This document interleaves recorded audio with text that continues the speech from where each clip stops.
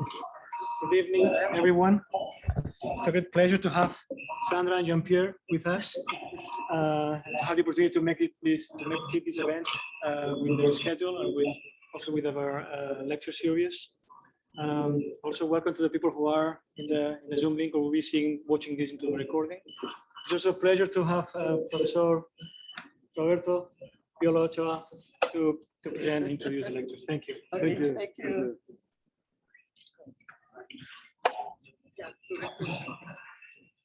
Okay, well, tonight this is an amazing luxury to have people like Sandra and Jean-Pierre here with us to share their life's experiences and the work.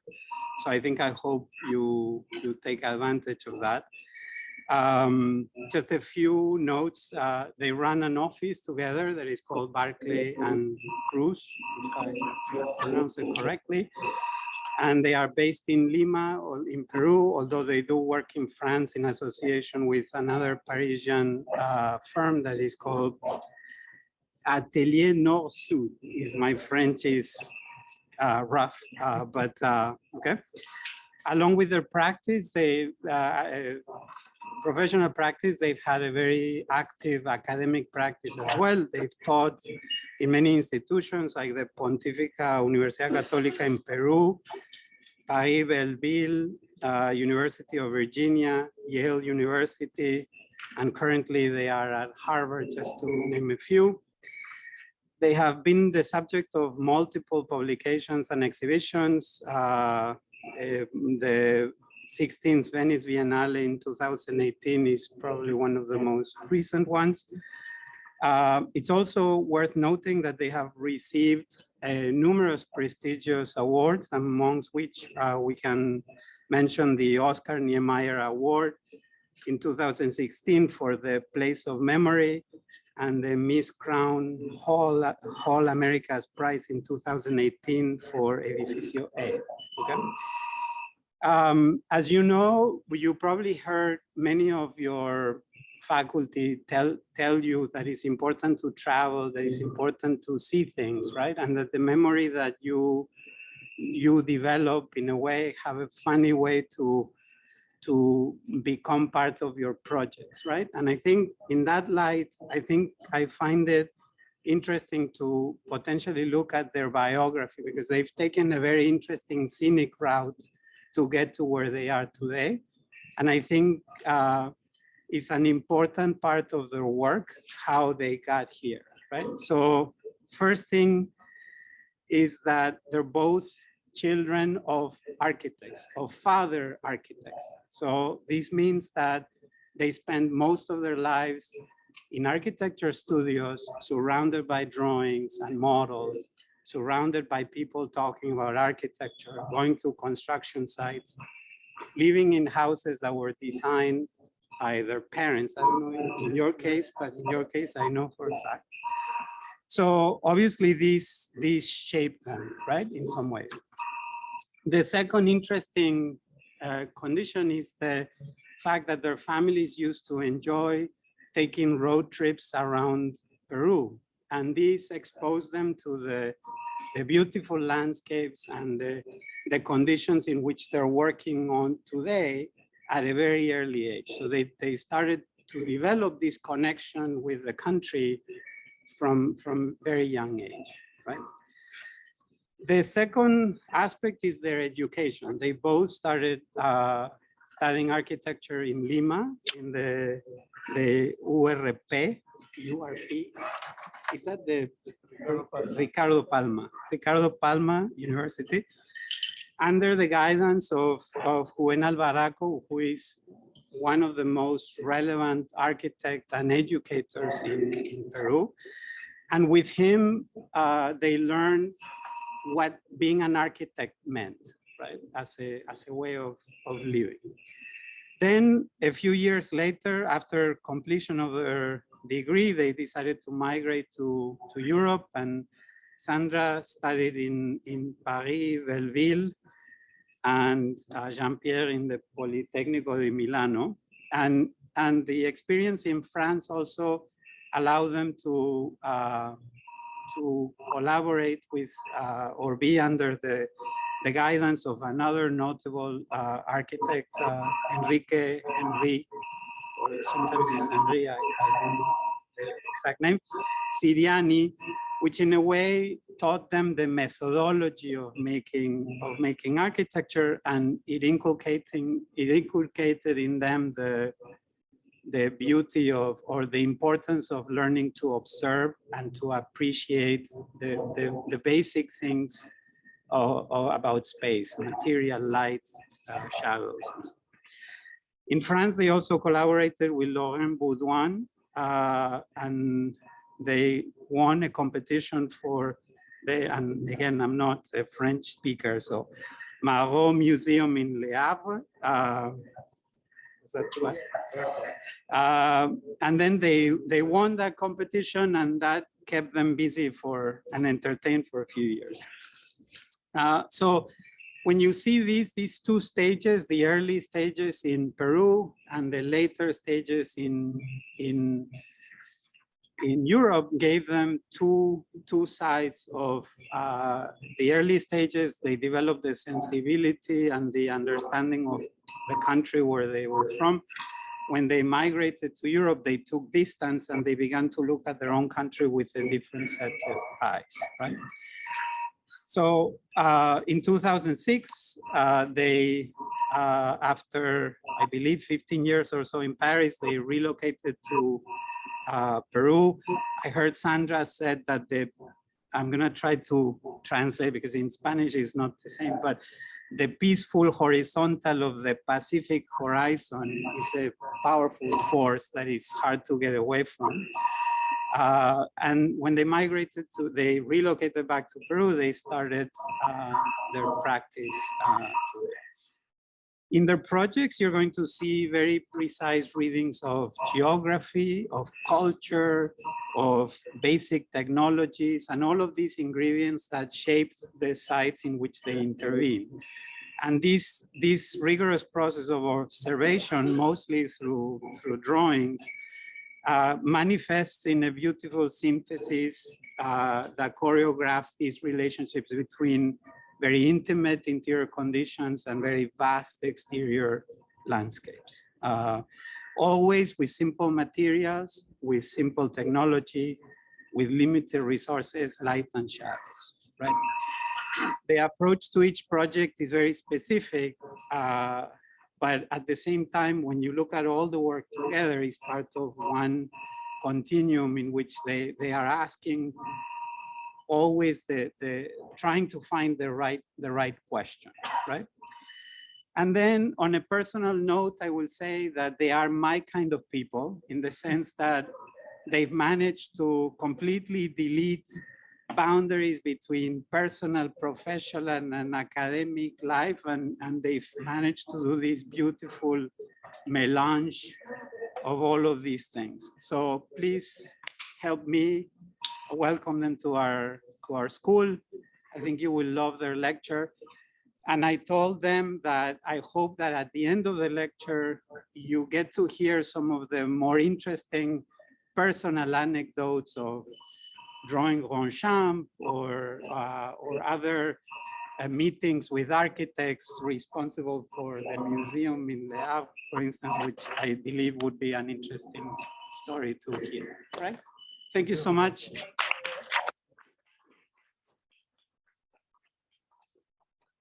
Thank you so much. Yeah, for this introduction, incredible. Yeah, we're going to be fast in order to have these conversations at the end that are very interesting to do. And of course, thank you for the invitation. Thank you, really. And Julian, it was really a pleasure to have this visit today with you and to share ideas. So to start, now we consider our work as an ongoing research in which each project informs the next one in terms of hypotheses, strategies, and building processes, trying to find the good questions that will guide our decisions. The really important thing is not the answer, but the fact that they make us think about the meaning our buildings should convey with the means we have at our disposal. Yeah, and we are going to show you only Peruvian projects and not the French ones, because then afterwards we can talk about the differences, but we wanted to show you how in context of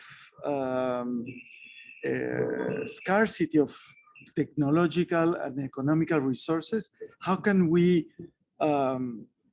work, how can we give meaning to our buildings? And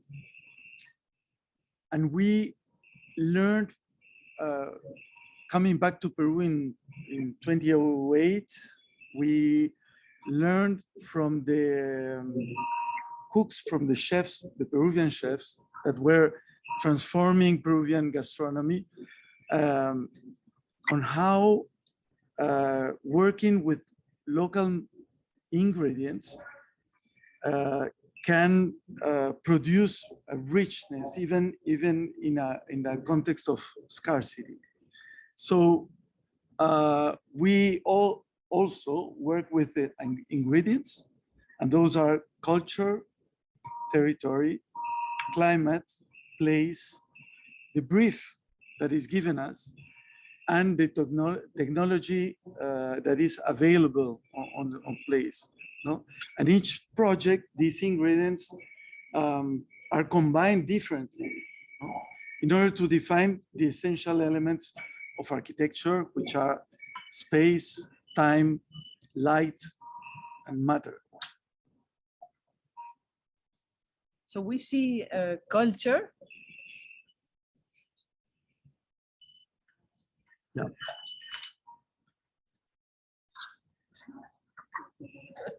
We see culture, our first ingredient, as the recent sum of meaningful experiences that are embedded in our minds, arising to our consciousness when in a project.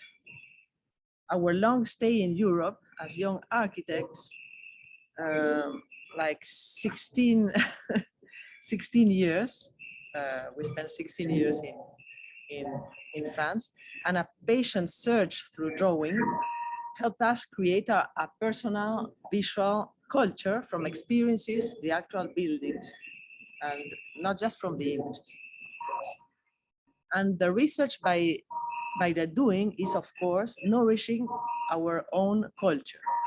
In each project, we go from sketches to the model, then to precise drawing, and then into the reality, and then back again to sketches, models, and drawings.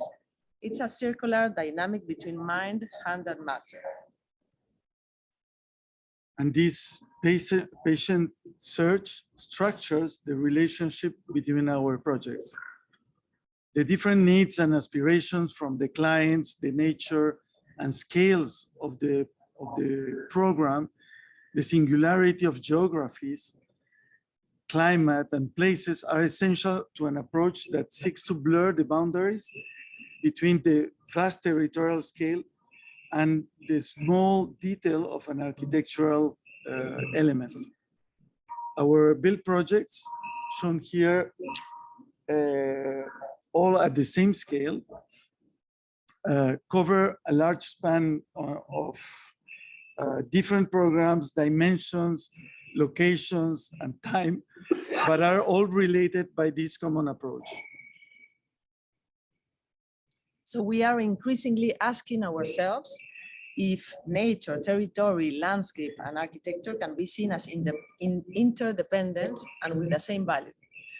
We try to abandon the modernist rigid separation of the disciplines of architecture, urban design, and landscape architecture, which have become distinct and often polarized professions.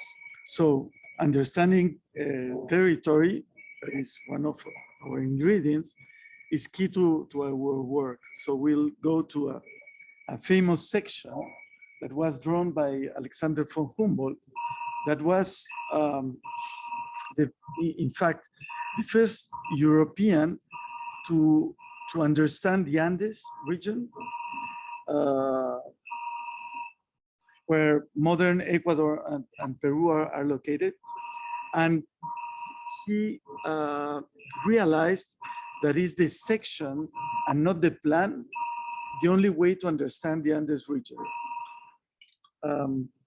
In Peru, the presence of a very cold sea current named after him gave a very particular kind of tropic. We're in the tropics, but it's a very different tropic from the coconut trees and the white sand beaches that we're used to see. And this section was so precise that we can start locating our own Peruvian projects in it. And even if they appear very close from each other, their conditions vary substantially because of the altitude. The altitude is there in meters, sorry for that. But the fact that they are 2,000 kilometers apart in plan is not really relevant because we're in the tropics. Working along in the section from the barren landscapes of the desert coast through the steep mountain range into the Amazon jungle helped us rethink the geographical challenges we had from the design, from a design point of view.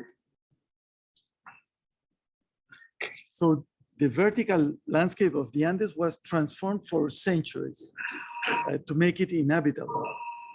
Water scarcity led to the construction of a system of agricultural-based water management infrastructures like this one, which contributed not only to preserve, but to increase biodiversity. You can imagine how people in those times with infrastructure, they increased biodiversity. We have lost this knowledge. This system has survived even the Spanish conquest and the imposed Occidental monoculture farming, although global warming is now threatening it as tropical glaciers are melting literally in the tropical Andes. So Moray is considered an Incan agricultural laboratory for adapting plants to higher altitudes. And an international competition for designing an agricultural research and lodging was launched just before the pandemic. And instead of an agricultural-based center, we proposed that research should focus on managing water resources in this era of global warming, because it is now really critical to improving agriculture in the Andes. So that was one of the reasons our scheme was chosen. And in order to make the environment inhabitable at 3,800 meters of altitude, more than 11,000 feet, we followed the strategies that Incas employed in these places. That is, taking advantage of the existing topography and orientations to create favorable conditions for life with a minimum of efforts to achieve these goals. So we downscaled the ancestral systems of water retaining as infiltration canals, reservoirs, and terraces to the architectural scale in order to collect water and use it during the dry season. The combination of the different systems would define the intervention on the site. So a careful use of the site's topography, combining excavation and infill, allowed us to take advantage of an existing ravine and existing slope for bringing natural light to all spaces with a minimum impact on landscape.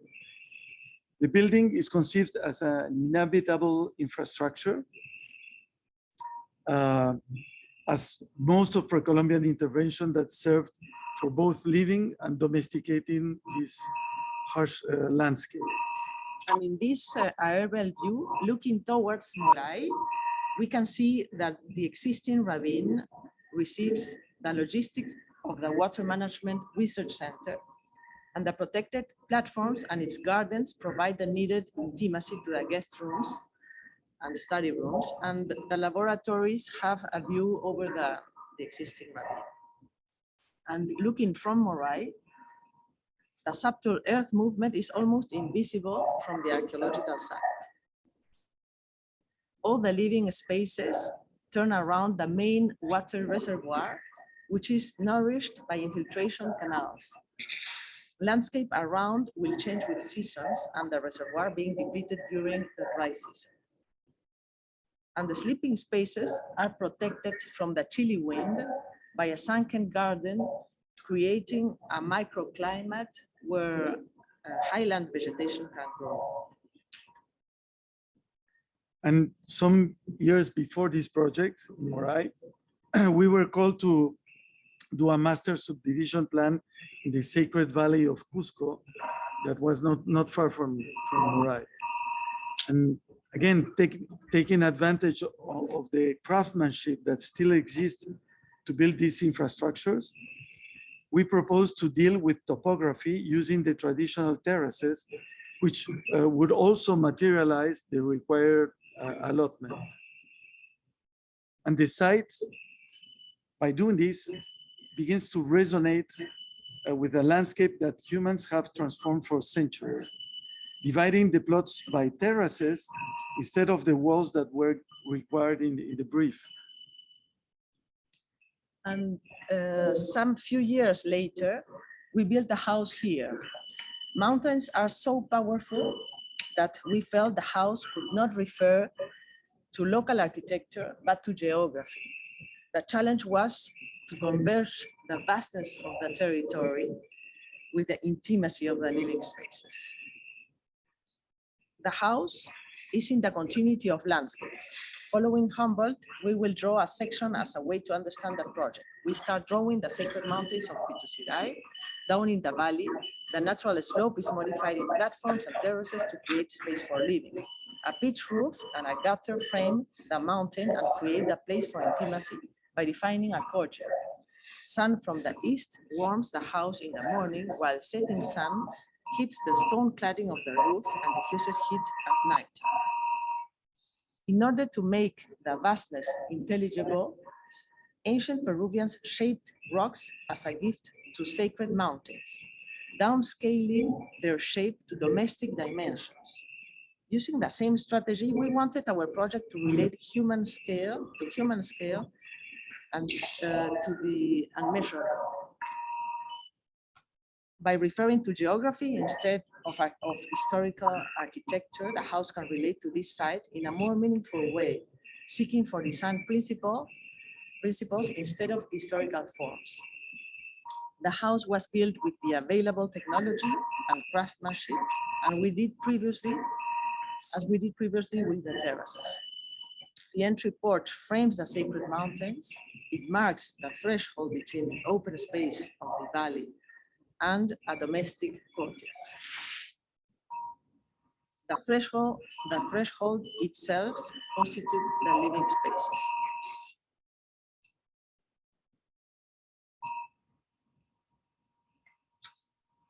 So Machu Picchu is not far from here, going down in this valley, and it was there where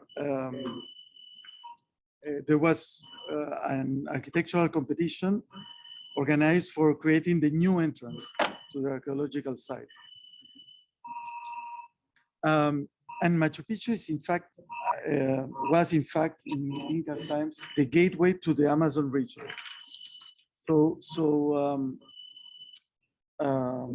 That gives us the opportunity to think how an intervention can reveal changes in the environment as we go to the east into the Humboldt section. So in fact, while in the train for Cusco to Machu Picchu, for those who have done that experience, we realized a drop of 1,200 meters in altitude. So we pass from a highland landscape to really Amazonian landscape. And it's a huge change in flora and fauna. But arriving there, as you can see in the bottom images, is hard to acknowledge we are in the gate of the Amazon. No? It's really arriving in a very crowded place, in a chaotic town before going up to Machu Picchu. So while visiting the site, the top images are the site where was meant to be this new entrance with a side museum, facilities to tourists, and a waiting place to take the bus and go up to Machu Picchu. We were really transported. You know? It was like a kind of Indiana Jones landscape. And if you can see on the bottom, that was an image of Hiram Bingham, which discovered Machu Picchu to the world. And it was the same atmosphere. So for us, this was a huge experience for tourists arriving to Machu Picchu. So we realized that all the subjects the site museum was addressing were already there in nature. And we only should provide a secured path where tourists could see the natural and man-made wonders. We proposed the minimum reversible infrastructure to understand the ecosystem and human intervention in it. At the same time, it will serve while making the line to take the bus up to the heritage site.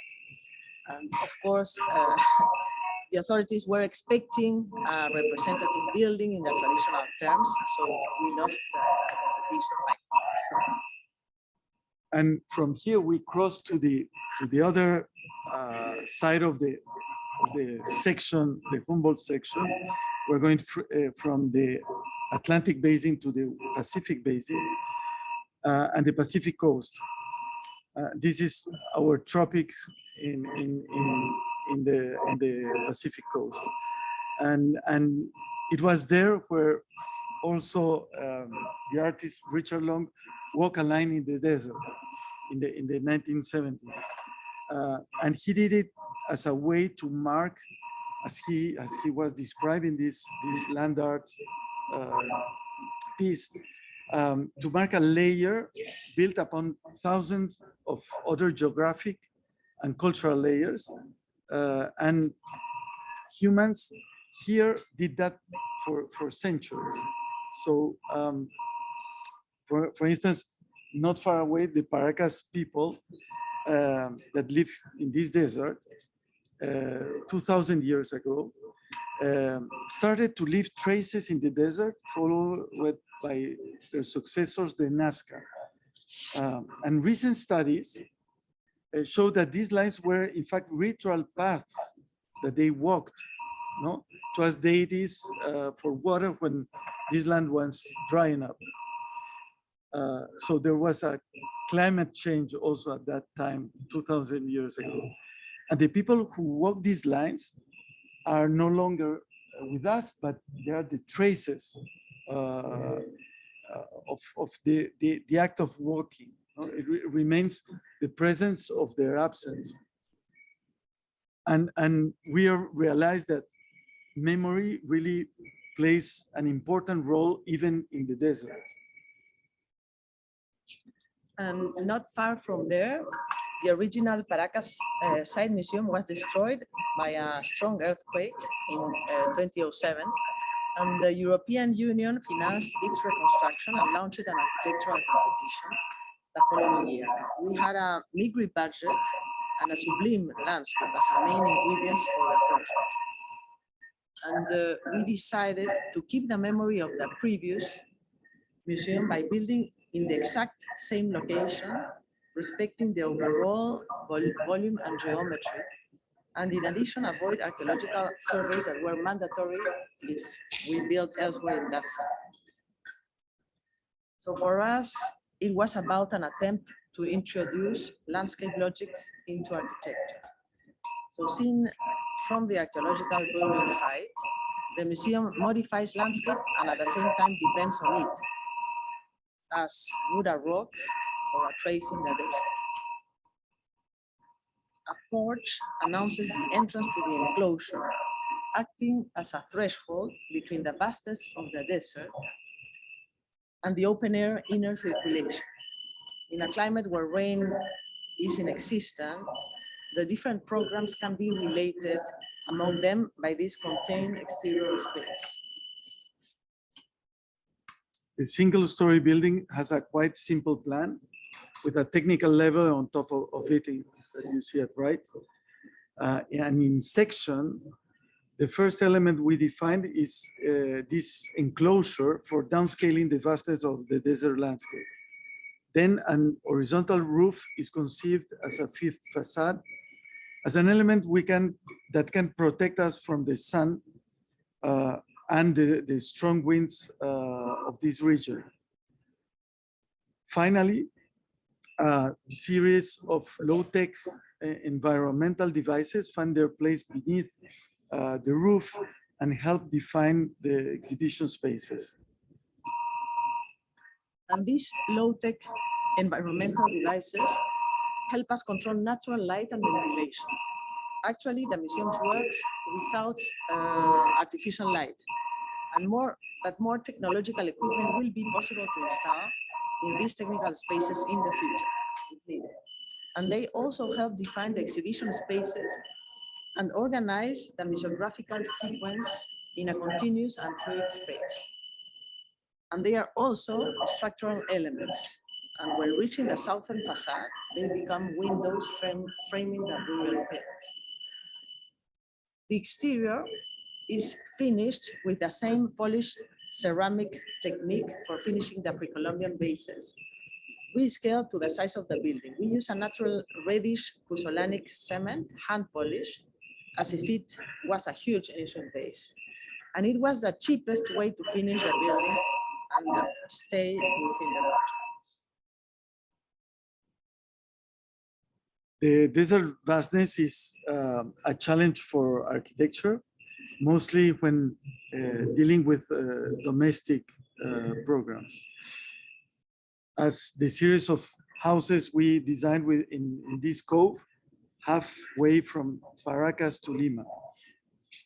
Built in 6 consecutive years, the houses were an incredible design laboratory in which we learned from one house to another on how to relate to this landscape. With absence of rain, extreme hot or cold days, no strong winds, climate gives us a huge opportunity for redefining architecture and its very role of providing shelter. But topography gave us the keys for intervening. So we draw first the slope of the cove, then an emerging platform in order to define a new horizontal ground for life. And after that, we defined an enclosure that ensures domesticity and intimacy in the desert, providing shade to the platform and framing the ocean view. Finally, a pool brings the ocean to the platform and serves as a natural railing. Yeah, and underneath, we excavate the platform to create the rooms for intimacy, the bedrooms protected from the setting sun by the pool itself. They are all following the same logic, all the houses, even if in each one we're responding to different needs. Seen from the beach in the upper images, the whole seems to emerge from the cliff, while from the desert in the lower image, it seems to be excavated on the sand. This duality happens also in the interior of the houses. For instance, between the exterior, which is very opaque and silent, from the interior, which opens, and it's like a microcosmos the desert.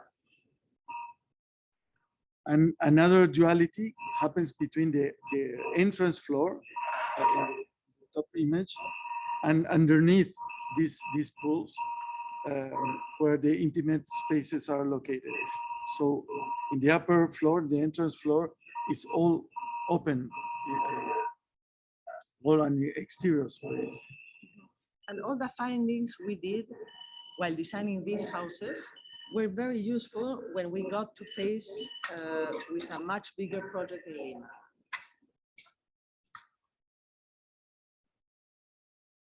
Yeah, it's on the edge of Lima's Bay, where a national competition was launched to build a place, memory or place for remembrance. And this project was about making a place for reconciliation of Peruvian people, like a cultural center that would articulate the efforts of an entire generation to convey to the future ones the memory of 20 years of extreme violence that devastated our country and left more than 70,000 deaths. This place has become vital in the aspiration to prevent repeating the errors of the past.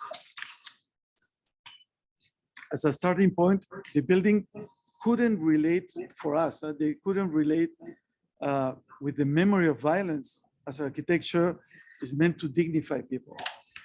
So we started by other kind of memories, and that was the site's own memory.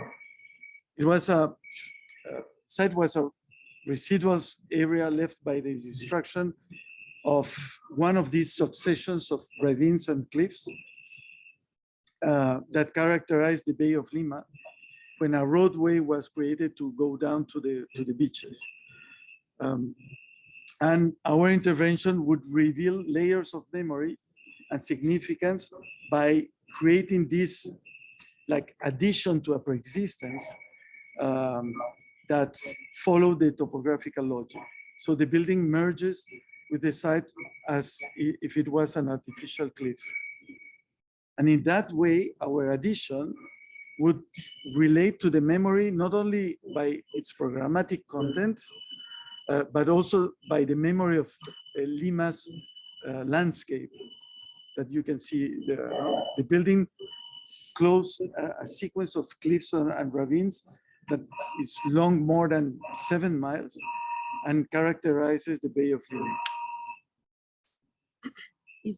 If we draw a cut-off longitudinal section of the cliffs, we can visualize the infill made to create the descent to the beach. A compact building near the natural cliff allows us to economize both in the number of foundation piles and in their depth. In this way, the territorial logic meets the economic logic. But the site had still a strong handicap. There was almost no connection to the city.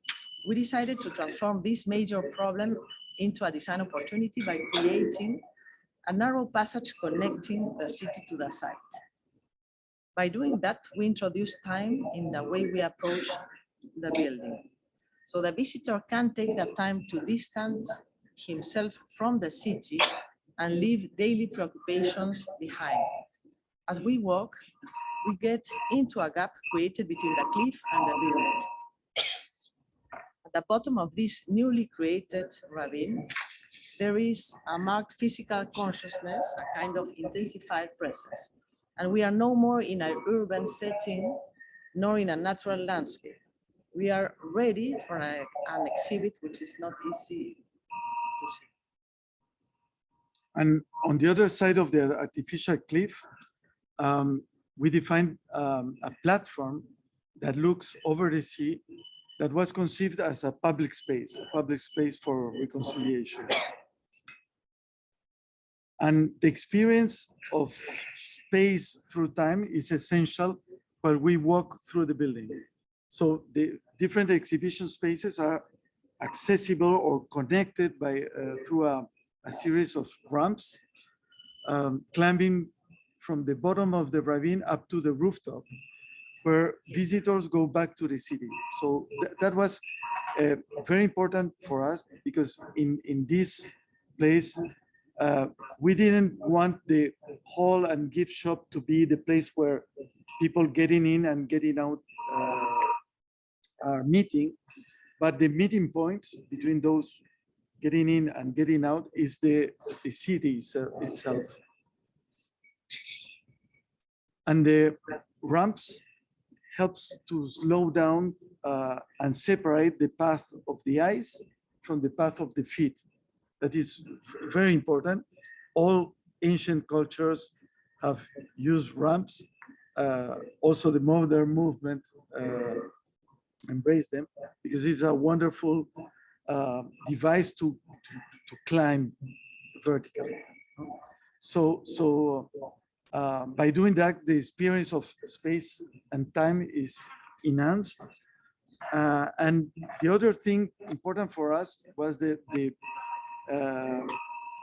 space of this building was defined only by structure.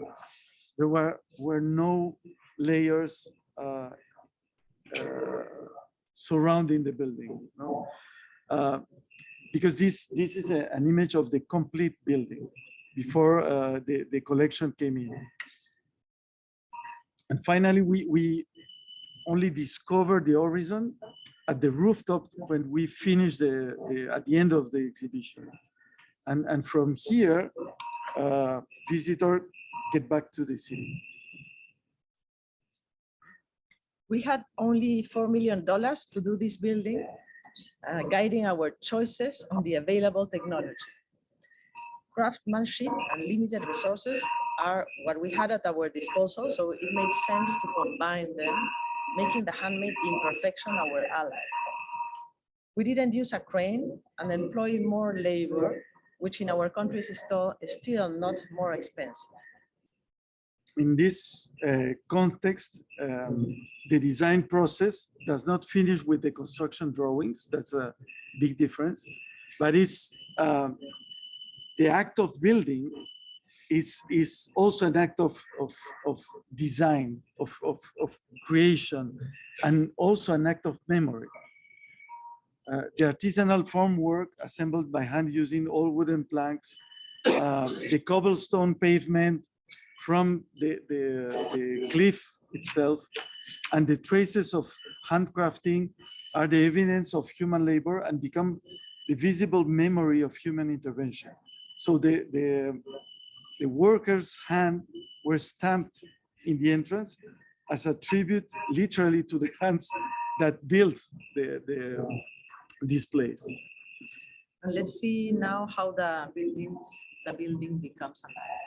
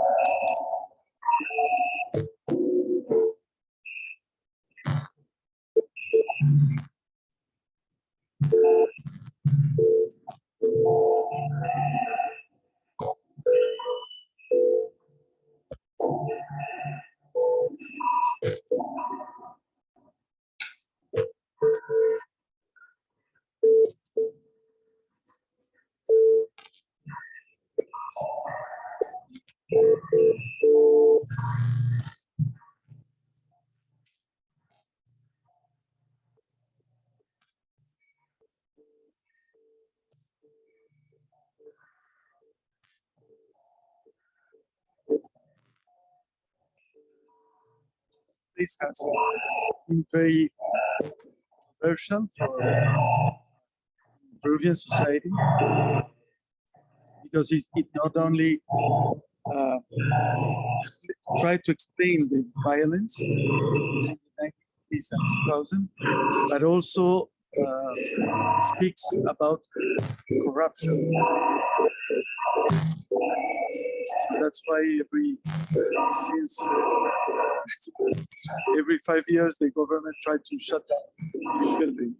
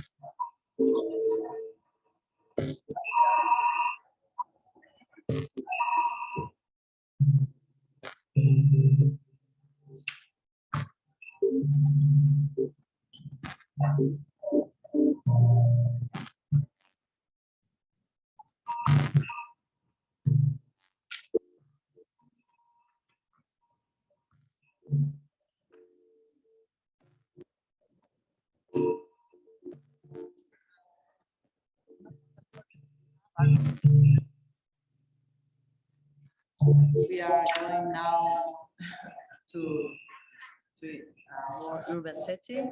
When asked to design a restaurant that could represent Lima's uniqueness in a low-rise but quite dense neighborhood, we decided to create our own landscape in the confined space of the plot, taking advantages of our mild climate conditions. The typical introspection of colonial and pre-Hispanic residences and their lighting and ventilation devices were very useful for this project. The enclosure helps to create here a quiet place. 5 modular volumes are supported by the enclosure, organizing a series of intermediate spaces. These intermediate spaces are alternately compressed and expanded by the asymmetric arrangement of the 5 modules, producing the quality of an intimate urban space or an indoor exterior where Lima's white sky becomes the ceiling. And from the street, the building appears as quite opaque and introverted. Only the skylights gives us a hint of what will be discovered inside.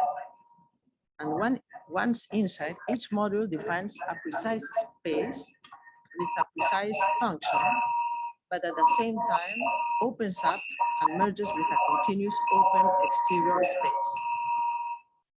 The discrete volume typology can create a microcosmos in a reduced space. In this same urban context, we tested this approach in a private house this time.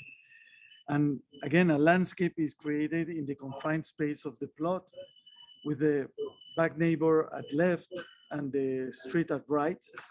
And we then defined the limits of the plot mandatory in the urban regulations. We introduced open air features as a pool, a pond, gardens planted with trees, and in between a series of 3 vaulted bridges spread over the width of the plot. And these bridges sustain the program of bedrooms and intimate spaces, leaving the ground floor completely fluid and open and revealing the microcosms within.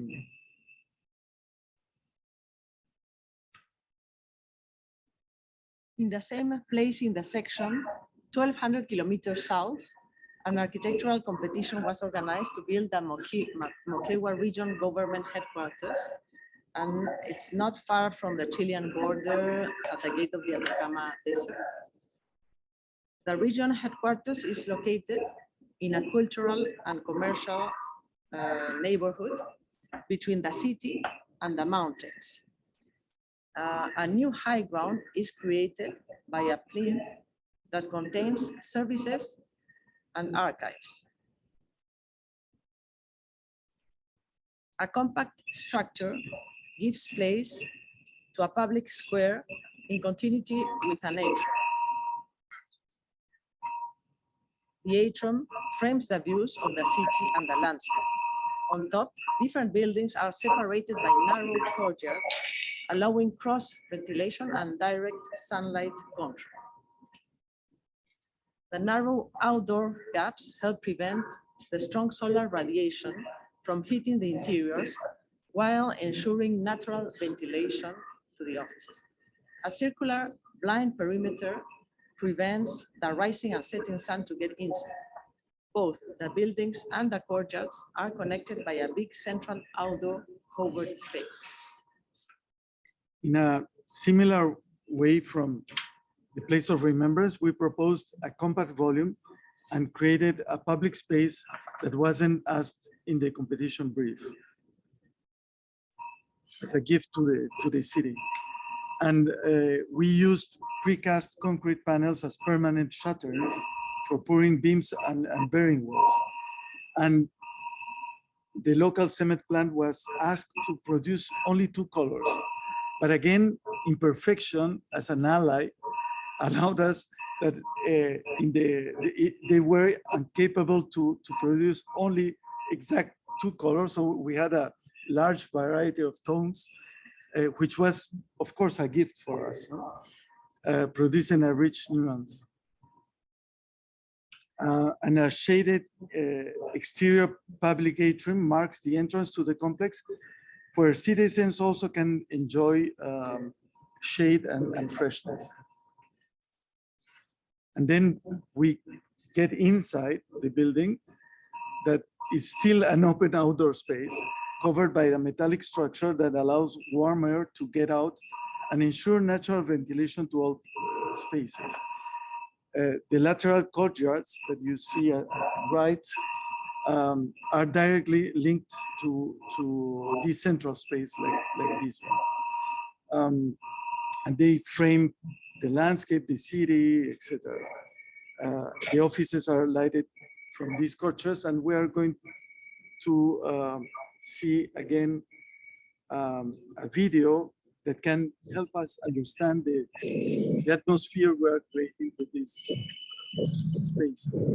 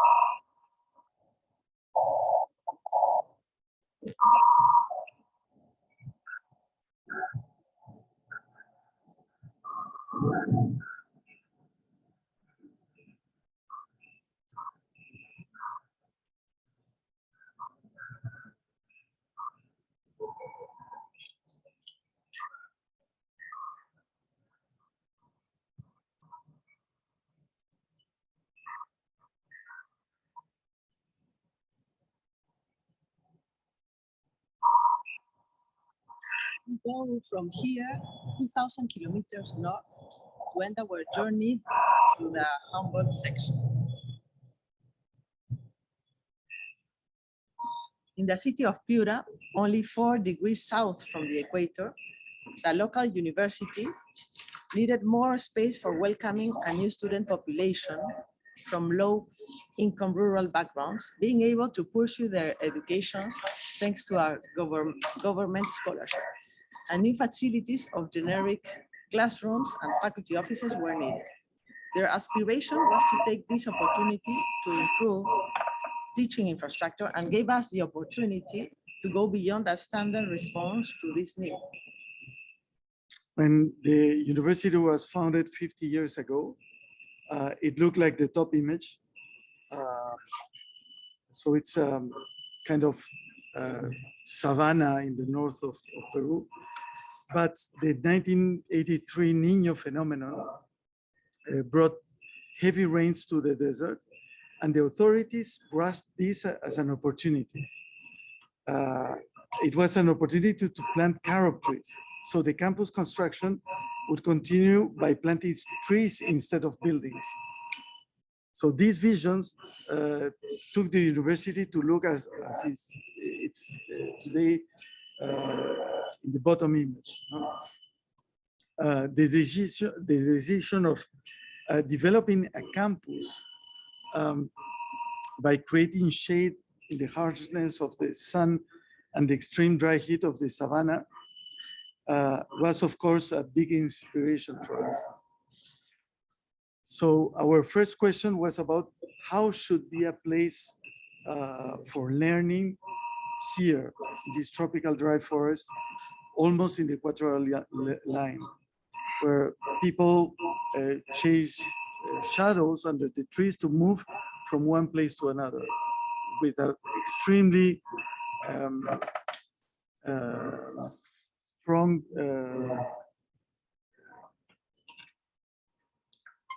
sunlight and radiation. So Luican said the schools began when men began to discuss under a tree. And as a consequence, the starting point was about creating a great interior space, as we see in the great interior graveyard. The strategy of discrete buildings within a regular shape was again a good answer to the needs and aspirations of the university. Each building could respond efficiently to its function while shaping irregular in-between spaces for informal learning. In addition, these non-hierarchical spaces would allow students to get to know each other outside the classrooms and create a sense of community. Again, the section can help us understand the project. We start drawing the soft hills of the tropical dry forest, then the planted carob trees and the clearing left for future buildings. We start by extending the shade of the forest at the place of the building.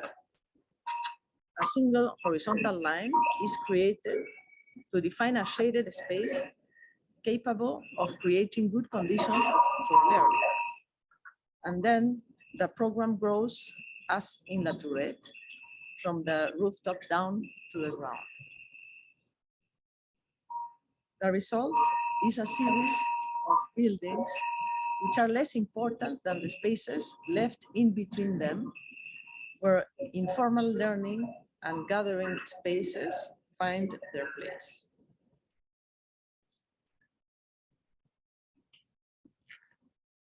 So 6 different types form 11 independent buildings disposed in a regular volume of 70 meters by 70 meters by 9 meters high. And this apparently compact scheme shelters a permeable shaded space. Each building responds in shape and form to its use as an amphitheater, a workshop, or a faculty office. And the periphery is perfectly orientated to the cardinal points. So responding to the passive environmental strategies that we're introducing as allowing the natural cross ventilation from the southern winds that make air conditioning unnecessary, and therefore reducing the energy consumption. The complex is also permeable in its access from 3 sides, so that it becomes a shaded crossroad in the campus. The entrance building is in fact a threshold connecting both levels and a gateway to the exterior spaces. We pass from the strong glare of the equator to the shaded exterior spaces of the learning landscape. The lattice shuttering serves as light modulator in order to accommodate our eyes to the shaded half-light spaces while we go up through this system of ramps or just entering the building. And the narrow gaps between each building are left for natural ventilation to pass through. Also, there's earthquake regulations that prevents them from touching each other. But the gaps, because the building is oriented, are also oriented. So the gaps that are oriented east-west are in fact a calendar that registers the sun inclination over the year, while the other ones, north-south, are sun clocks that register the daily movement of the sun. And there are all through the building different spaces where people can gather, rest, or chat. Spaces are modulated to favor different kinds of gathering, even an informal class. And as we get into the complex, these spaces become more important until we arrive to its core, where the intermediate spaces are crossed by a stretch of the tropical dry forest. So let's end this lecture by seeing how a normal day go by in this building.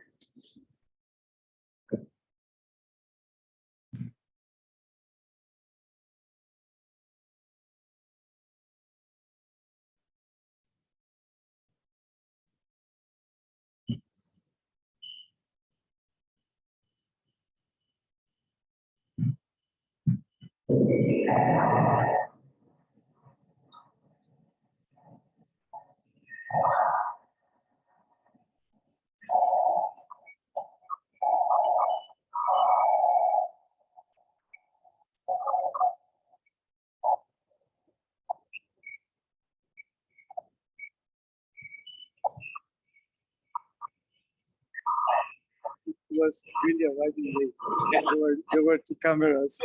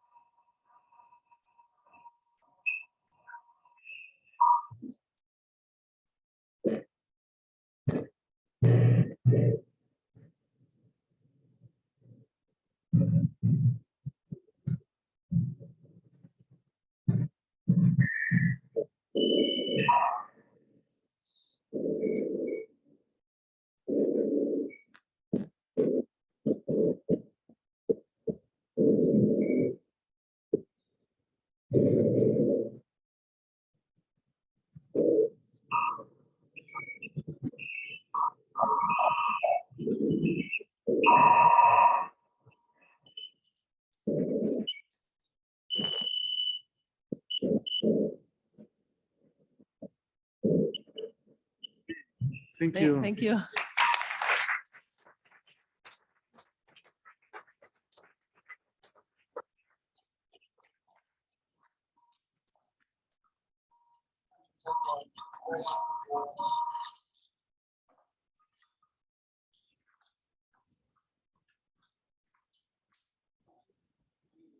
So to me, what would be interesting, I think, in the context of fine architecture, you guys, when you were students, you decided to migrate to a different country.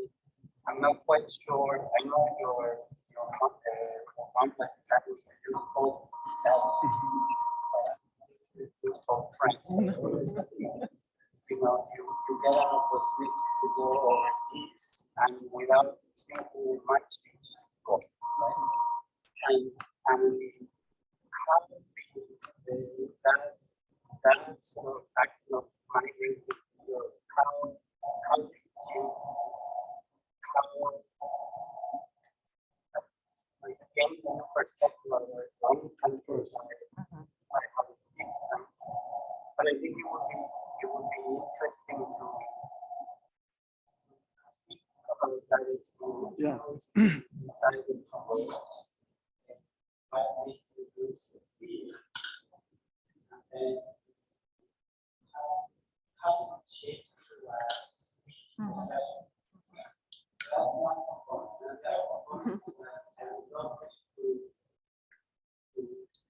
and some of the young people Yeah. This process of drawing and observing and, you know, overshadowed by Yeah. this Okay. they would be interesting. Yeah. Sure. Sure. So why we migrated is I think for South Americans, it's a natural choice because we come from all over the world, so we want to discover where we are kind of isolated from the rest of the world. So after finishing our studies there, was like natural to see other realities. But it was extremely important for us to leave our country in order to help see it from other perspectives. So our work wouldn't be possible if we didn't Take that distance. Yeah. take the distance from our country. Like huge difference. So, arriving to Europe, we realized that, for instance, in the northern countries, the sun comes only from south.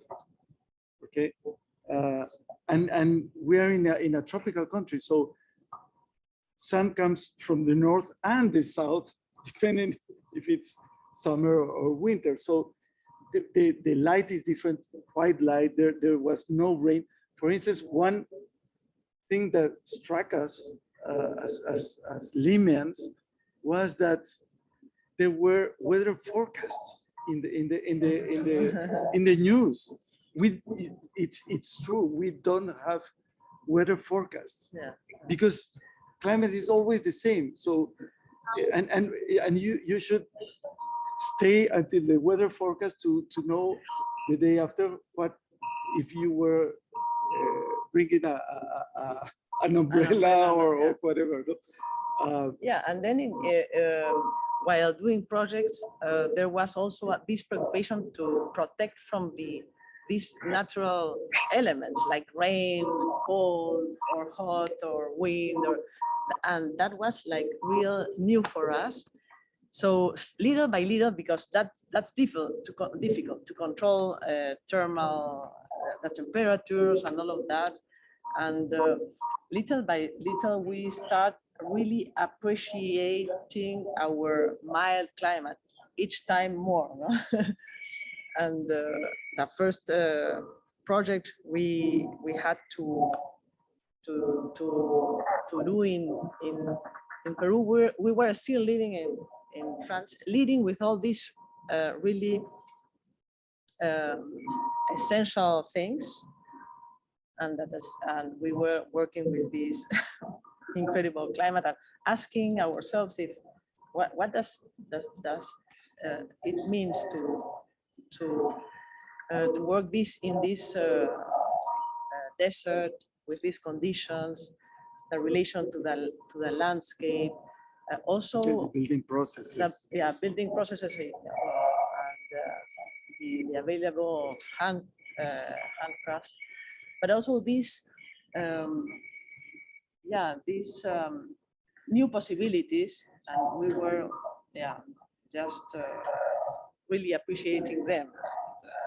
But at the same time, going abroad was a huge learning.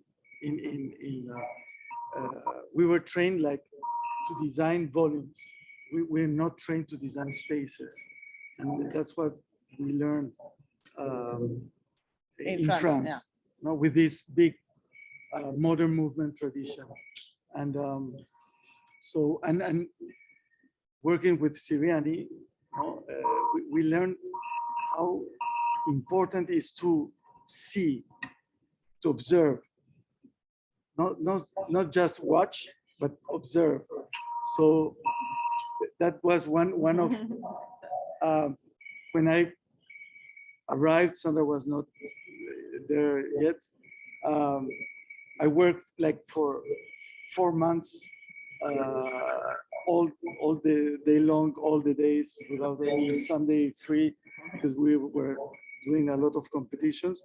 And when we had when I had my first weekend, free weekend, Siriani asked me to go to Ronchamp without any camera, only with a sketchbook and to draw Ronchamp. And I went with an Irish friend, and we were drawing and trying to do the best drawings possible. And when we came back, he didn't tell us anything, and only one question: how was the railing? If we can describe the railing of the pulpit. No idea. And so he told us, you're only worried about drawing nice drawings, but you're not observing. So go back, go back again and observe. And observe. So that was a life lesson, no?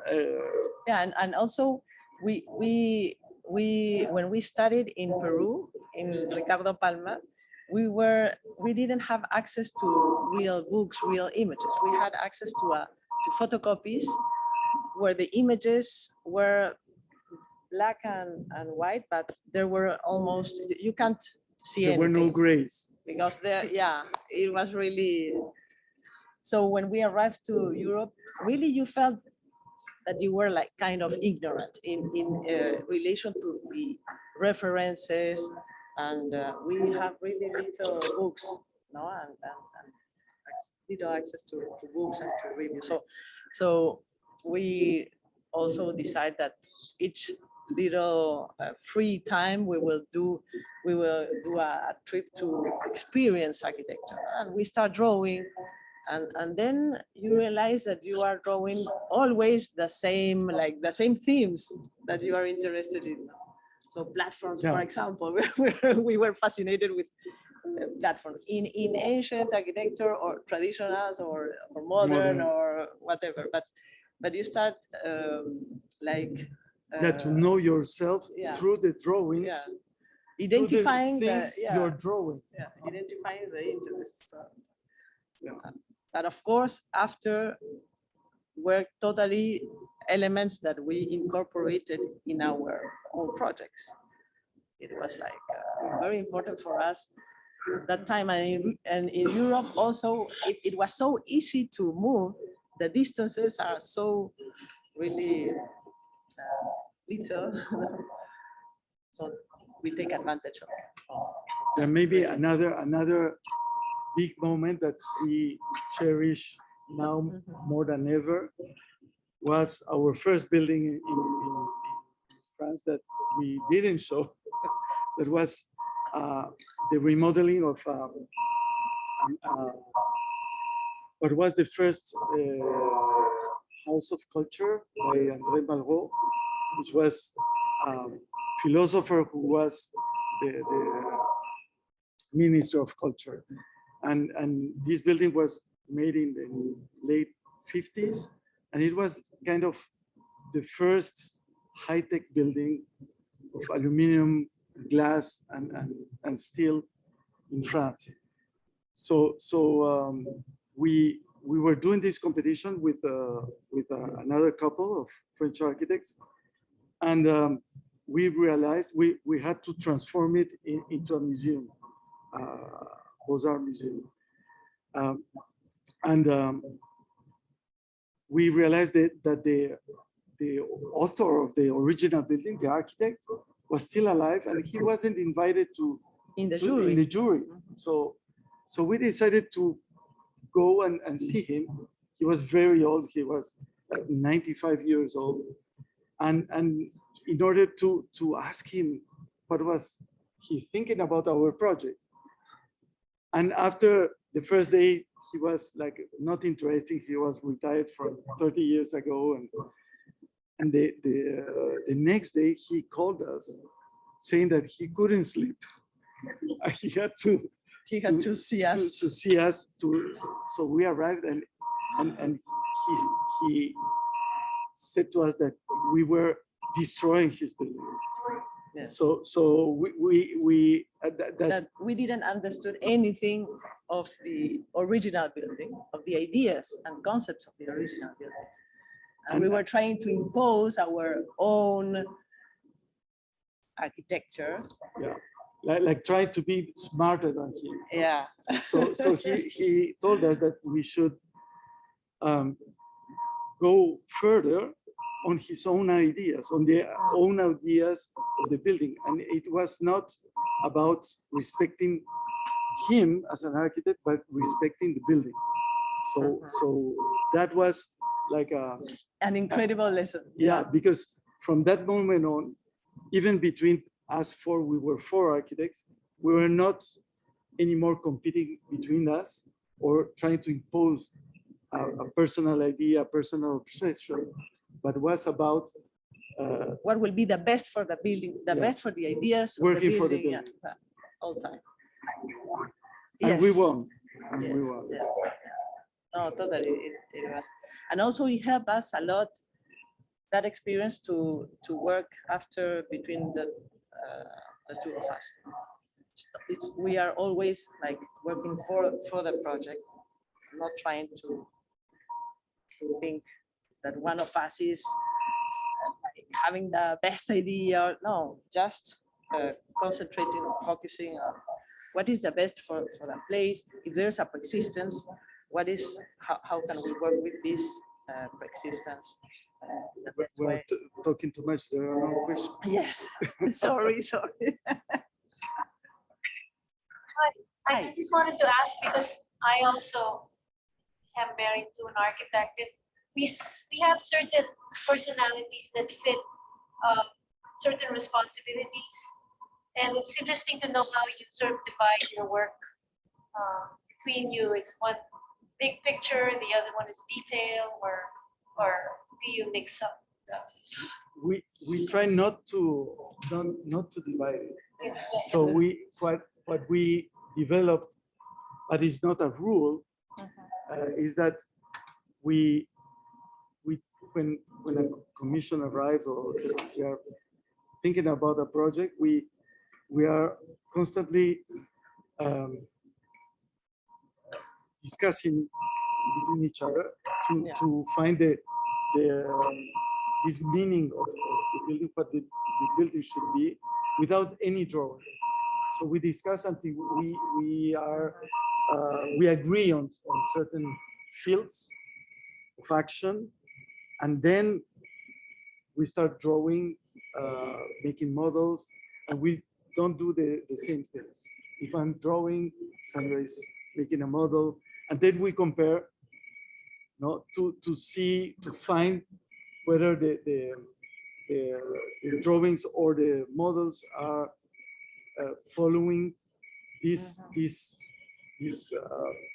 rules that we have, or they are improving them, or they are betraying them. So the discussion continues. And of course, super important is one of the first drawings will be the section. The section helped a lot to understand the essential of the project, and what will be the relation with the context. Yeah, So we were always, the plan questioning. the plan shows the distribution, the translation of the brief, but the section is only about space and light. Yeah. Thanks. It's a pleasure to see your work and thanks for your talk. And I think it's really great for our students, really at all levels, to see your work presented so nicely through drawing. Section, right? Key to the project. I wondered if you could talk a little bit about something that I imagine is in your process, but we didn't see in the images. You did talk about it. It struck me when you talked about construction as an act of design, and these moments in which you harness imperfections and in which you come to value the touch of the craftsperson and process. And I wonder if you could talk maybe about contrast that with your experience in France for an interesting cultural comparison, and then also how do you get that to work when your projects are so far away? You plant someone on site during construction the whole period, but how does it work out for you? And what is your process internally for getting at that quality, in every single project? Yeah, maybe we can start by the differences.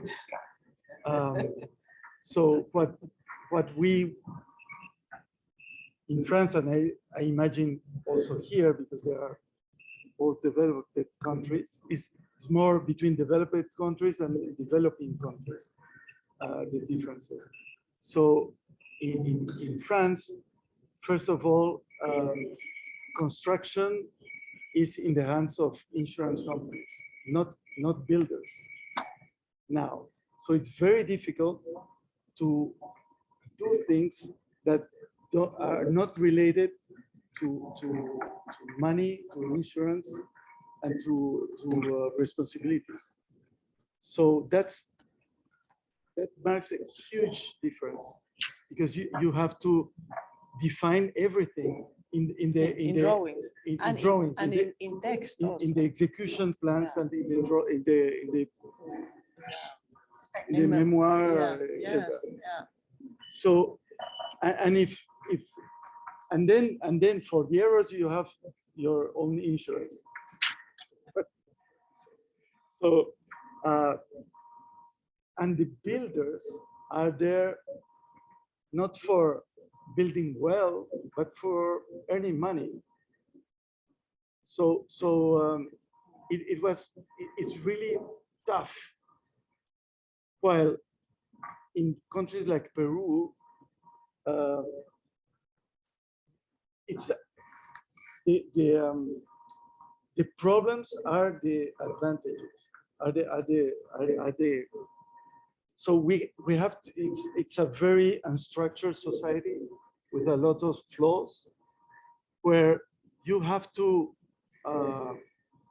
create an agency for doing well. So in those unstructured and stable countries, you can do very bad, but also very good. And it depends on you, really. So it gives you a different way of seeing things, where the execution drawings are only a reference. And then you should deal with construction. And in construction, there's a lot of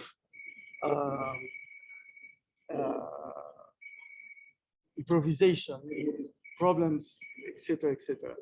Economical regulations that change from one day to the other, etc., etc.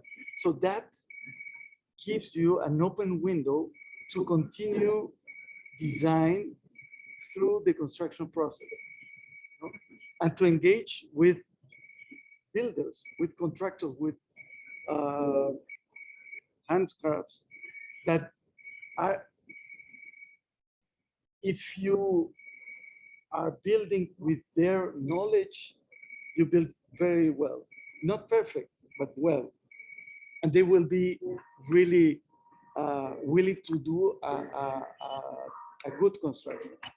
That is nothing to do with perfection. It's imperfect because it's not an industrial country. So we can, of course, bring from the US claddings and whatever industrial elements are, but they will build it very, very badly. So we're using the technology that builders can build with care, that they are caring about. Okay? So it's really another dimension.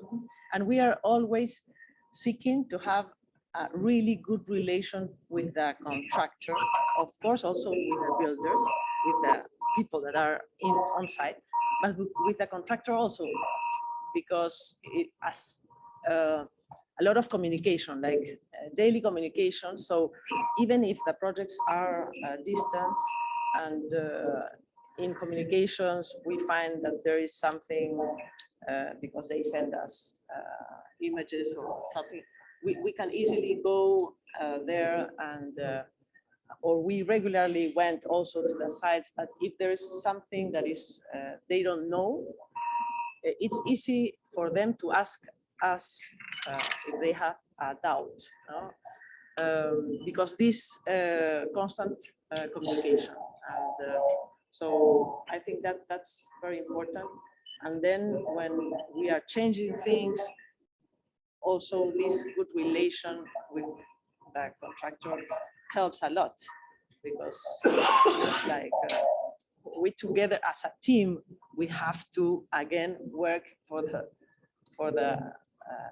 project and for the result. I think that's also important.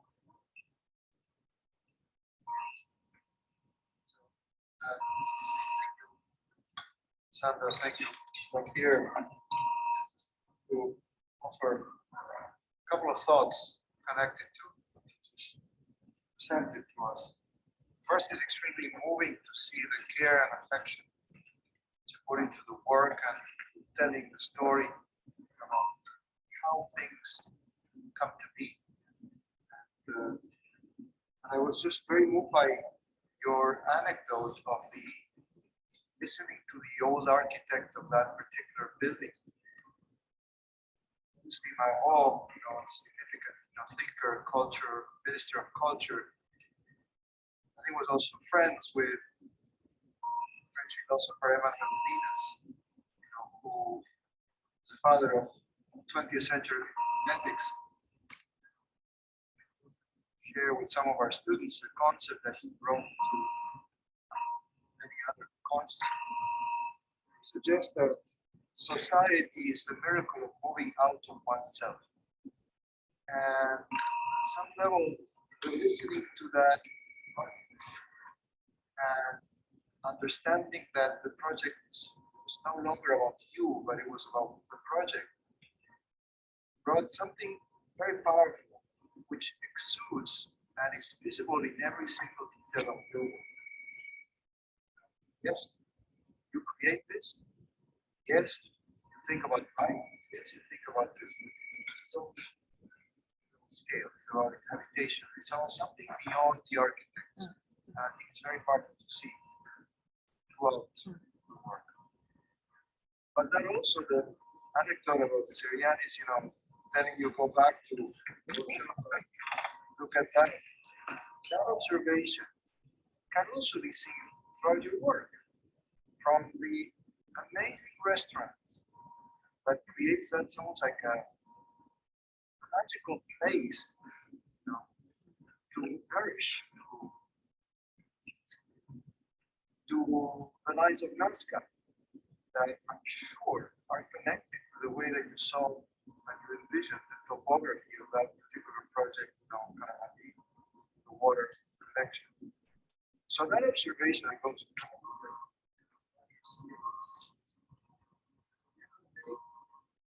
seems that the precision that you cherish is not the precision of the perfection as we were talking before, but it's a kind of a precision that relates to life, and life is imperfect. And it's really never exactly what we want. And to learn as colleagues, as students, and architects to not only live with that, but embrace that, is very useful.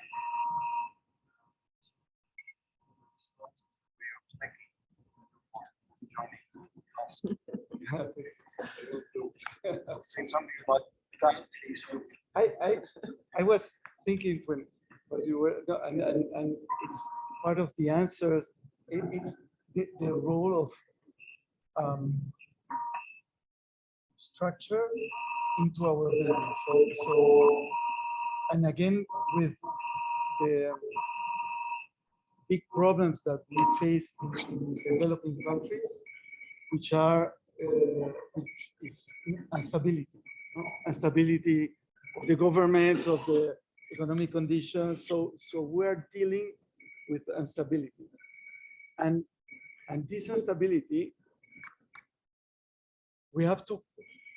It's true that we are introducing life into our buildings, but also the buildings should maintain their unity through time and through intervention. So we're not trying to not to allow intervention. So of course, we should allow all intervention, but it should keep its unity, even if it's intervened and changed. And the first changes of a project, when you are designing it, is done by the clients. They are not respecting your design. So one strategy, for instance, is that in a place where we have a lot of earthquakes in the Pacific Rim, so one of the sacrosanct rule is that you don't change what the engineers calculate. You can change all the things that the architect is proposing, but you don't change structure. So the fact of, for instance, conceiving a building as a kind of infrastructure, it has a double advantage. It has the advantage that the building is defined, the spaces, architectural spaces are defined by structure and not by layrings or by drywalls. And the second is that the building conceived as infrastructure, it allows to be changed and to keep its unity, because what is important is the infrastructural, the frame, not the fancy detail of whatever. Also, so I think that was also a big learning that we had when we started to do projects back in Peru. And Julian, thank you for your words. I was thinking also in this experience of André Malraux Museum and this conversation with Guy Lagneau, the architect, that it changed for us a lot also, because before we were thinking about objects and forms, so how to insert objects in this existing architecture, and he will talk more about concepts that lead us to work with the experience of the space and the building. And I think that also define our work. So we are from that point working more projects as experiences and not as objects. So we are never asking questions about at the beginning about form of the building or about facades, positions of facade. That will come after, like a result of the experience or the interior spaces defined by the structure. So it's like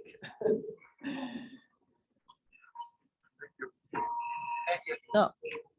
Okay. Okay. Thank you.